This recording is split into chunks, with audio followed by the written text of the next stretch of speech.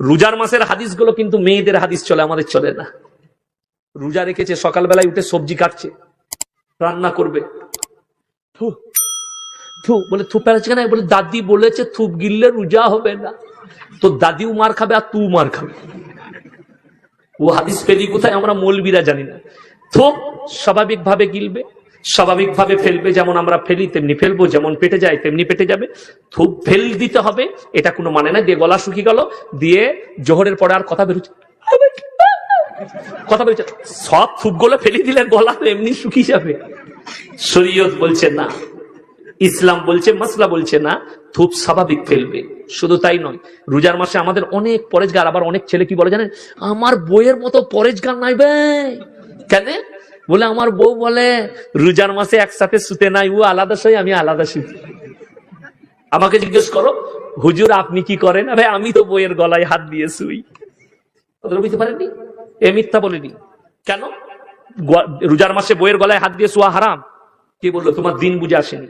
কে বললে আলাদা করতে হবে? না, রোজার জন্য শর্ত হচ্ছে রোজা রাখা অবস্থায় স্ত্রী মিলন সঙ্গম করা যাবে না, এটা হচ্ছে শর্ত।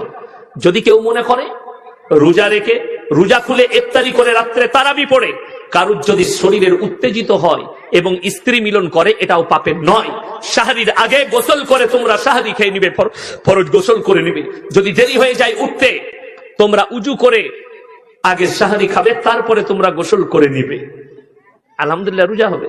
অনেকজন বলে হুজুর রাতের বেলায় সমস্যা, স্ত্রী মাথা ধুলে মাথার চুল না শুকালে গোলমাল হবে, শরীর খারাপ করবে। অসুবিধা কি আছে? এখন তো মেশিন পাওয়া যাচ্ছে, চুল শুকানো মেশিন উঠেনি, 150, 200, 250 টাকা দাম, কারেন্টে গুঁজে দিবেন, শুকিয়ে গেল। বুঝলেন? অনেক ছেলে মনে মনে ভাবছে কাল কি শালা কিনবো একটা, তাই না?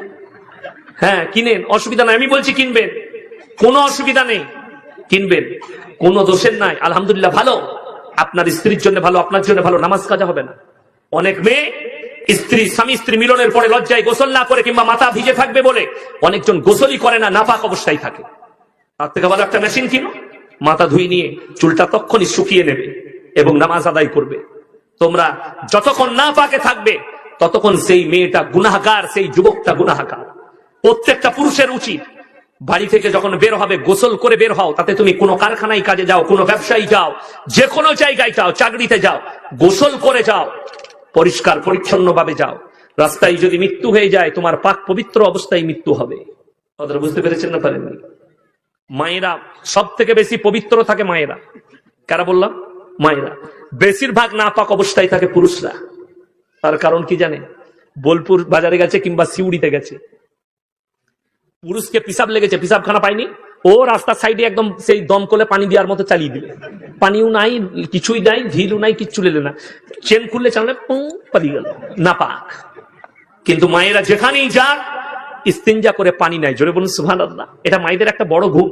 মারা পবিত্র থাকে, মারা পাক থাকে। শুনেলেন? পুরুষ দিকে বলি, মায়েদের উপরে অত্যাচার করো না, স্ত্রীর উপরে অত্যাচার করো না, মা বাবার সঙ্গে খারাপ ব্যবহার করো না। যাদের স্ত্রী আছে স্ত্রীর সঙ্গে ভালো ব্যবহার সবাই করবো। জোরে বলুন ইনশাআল্লাহ। কেন জানেন?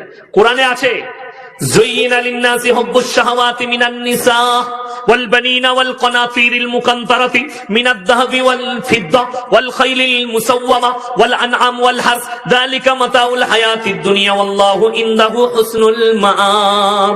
হে আমার বিশ্বনবী, পৃথিবীর মানুষকে আমি সব থেকে দামি নিয়ামত দুনিয়াতে যেটা দিয়েছি সেটার নাম হচ্ছে নিসা, মানে হচ্ছে বিবি। যুইনা লিন্নাস হুব্বুশ শাহওয়াতি মিনান নিসা, বিবি হচ্ছে সব থেকে দামি নিয়ামত। ধরে নেন বউয়ের সাথে ঝগড়া হয়েছে, তুই আমার ঘর থেকে বেরিয়ে যা, এক্ষুনি চলে যা। বলে হ্যাঁ আমি চলে যাচ্ছি। ব্যাগপত্র গুটি নিয়ে চলে গেল বাপের ঘর।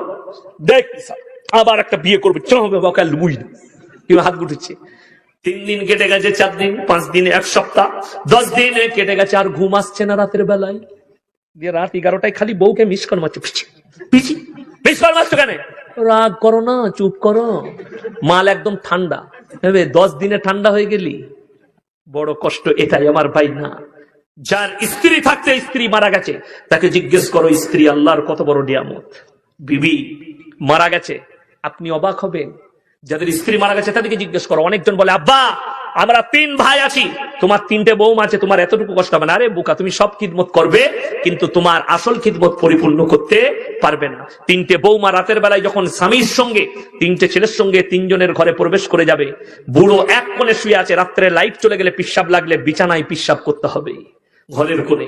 আর বিবি যদি থাকতো কি বলতো, অন্ধকার হয়ে গেছে, আপনাকে যেতে হবে না, এই বালতিটা দিচ্ছি, বালতিতে পিশাব করে দেন, আমি ফেলে দিয়ে আসবো। ঠিক কিনা কথা বলে?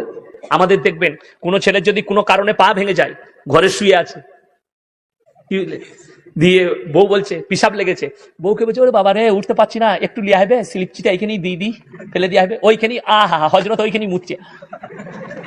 বউকে বললে ফেলে দিয়েছে, বিবি ফেলে দিলে কোনো অসুবিধা নাই। কিন্তু বইয়ের যদি পা ভাঙে আর যদি বলে আমি চলতে পারছি না গো, চলতে পারছো নাকি, ডেনাটা ধরে নিয়ে গিয়ে পিশাবখানে বস করে দিবে।